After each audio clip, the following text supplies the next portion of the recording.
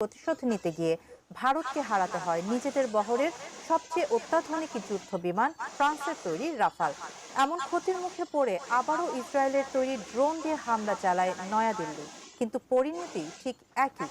তাহলে কি পশ্চিমা বিশ্বের সব প্রযুক্তি অকেজো পাকিস্তানে? বিস্তারিত ইশতিয়াক হোসেনের প্রতিবেদনে।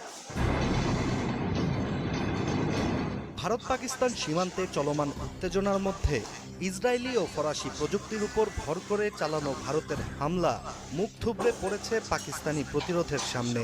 পাকিস্তানের আন্তঃবাহিনী জনসংযোগ পরিদপ্তর ISPR দাবি করেছে, ভারতীয় সেনাবাহিনী ইসরায়েলি হ্যারপ ড্রোন দিয়ে নতুন করে হামলা চালিয়েছে, যা মোটেও সফল হয়নি, বরং 25টি ড্রোনই গুলি করে ভূপাতিত করা হয়েছে।